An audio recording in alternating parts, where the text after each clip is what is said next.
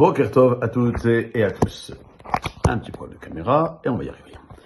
La paracha de cette semaine, la paracha de Vayakel, débute par le commandement de respecter le Shabbat avant d'embrayer sur les directives liées à la construction de ce temple portatif. Toutefois, dans cette paracha, et celle surtout de Kitissa, nous avons pu constater que l'ordre de ces commandements se trouve inversé, où l'ordonnance de la construction du tabernacle précédait celui du Shabbat. Comprenons que la Torah, dans cette paracha de Vayakel, a interverti l'ordre de ces deux misotes.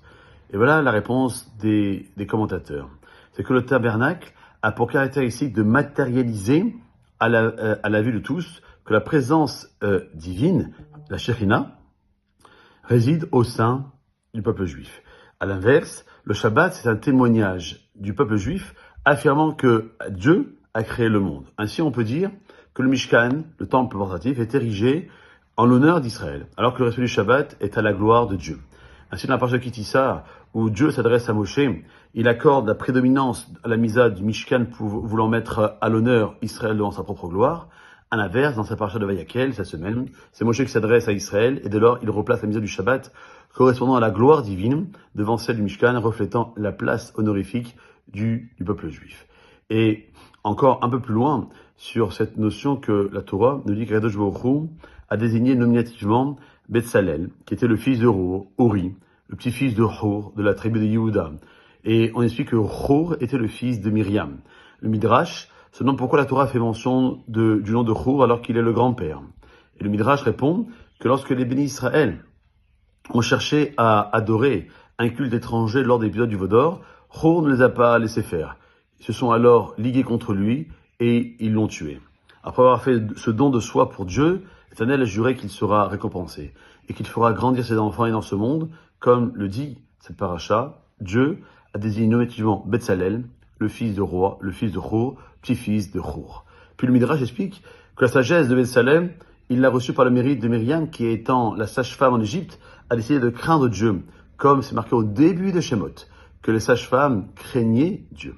En récompense, Dieu a octroyé la sagesse à Betsalel, descendant de Myriam, comme il est dit dans le livre de Job, j'ai rempli son esprit de l'esprit divin. La crainte du Seigneur, et là c'est la sagesse. On peut poser la question suivante, si le mérite de Myriam est tellement important, pourquoi n'est-il pas mentionné également de façon explicite dans le texte? Et comment comprendre aussi que les deux concepts de récompense au sujet de Myriam et de rétribution au sujet de Hur. Alors, la Chachamim donne cette réponse que la différence entre ces deux concepts, c'est que Myriam, par sa crainte divine, a mérité d'obtenir la sagesse, tout comme les maisons de Keuna, de prêtrise et de Malchut, de royauté, qui sont une récompense. Et ce n'est pas le cas de Hur. L'acte de don de soi n'engendre pas seulement un mérite, il engendre des fruits qui sont transmis aux descendants. Il semble aussi que c'est la raison pour laquelle Chachamim ont utilisé cette expression de piraon dans ce contexte, c'est-à-dire la rétribution. Le don de soi de Hur a engendré chez Hachem une sorte de dette qu'il va devoir rembourser chez son descendant à Betsalel. Alors, pour répondre et pour conclure aujourd'hui, le mérite de la sagesse appartient à Myriam, mais le chemin grâce auquel Betsalel obtiendra la sagesse, c'est celui de Hur. Et nos sages se demandent au sujet du Tehillim 30 qui dit Shir Ma'alot Ma'akim Kelaticha Hachem,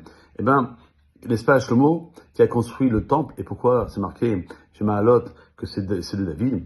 Alors on répond que le temple porte le nom de David, car il a consacré son âme à sa reconstruction. Cependant, c'est ainsi pourquoi le psaume ne s'appelle pas un Tehillim, une chanson sur le don de soi de David. Et la réponse réside sur le fait que le temple n'est pas construit de bois et de pierre uniquement. Ces matériaux ne suffiraient pas à sa construction. Le temple est construit par des actes de don de soi, ce qu'on appelle Missirut Nefesh en hébreu, et c'est ainsi que l'on construit le temple en pratique. Donc ce sont les actes du don de soi de Hur qui ont engendré la sagesse de Betsalel, le constructeur du Mishkan, du temple portatif. Passez une bonne journée.